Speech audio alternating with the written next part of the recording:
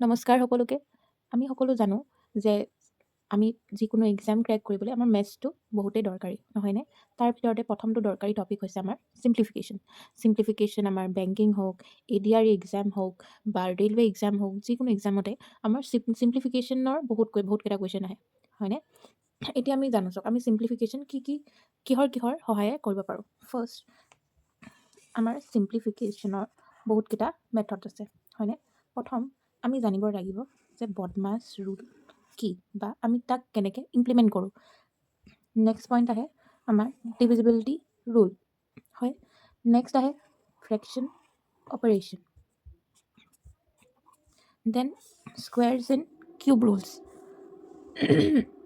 Next percentage to fraction যে আমি যে কনভাৰ্ট কৰোঁ, সেইটো কেনেকৈ কৰোঁ, কিদৰে কৰোঁ, সেইখিনি আমাৰ ছিম্প্লিফিকেশ্যনত দৰকাৰ হয়। নেক্সট চাৰ্টছ এণ্ড ইণ্ডাইচেছ, সেই যে আমি পাৱাৰ কৰি যে আমি যিখিনি কুৱেশ্যনছ কৰোঁ বা কুৱেশ্যনৰ আনচাৰ কৰোঁ সেইখিনি। নেক্সট হ'ল ইউনিট ডিজিট মেথড।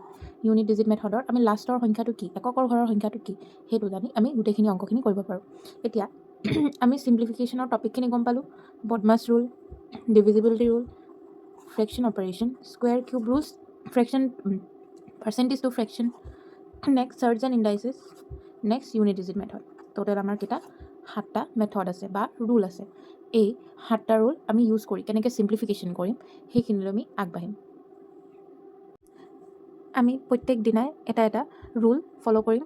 এটা ৰুল ফ'ল' কৰি তাৰ ৰেচপেক্টত কিমানকেইটা আমি অংক কৰিব পাৰোঁ সেইখিনি ৰুল ৱাইজ ৰুল আমি কৰি দেখাম। সেইটো কাৰণে ফ'ল' কৰিবলৈ নাপাহৰিব। Show' and solve. Thank you very much.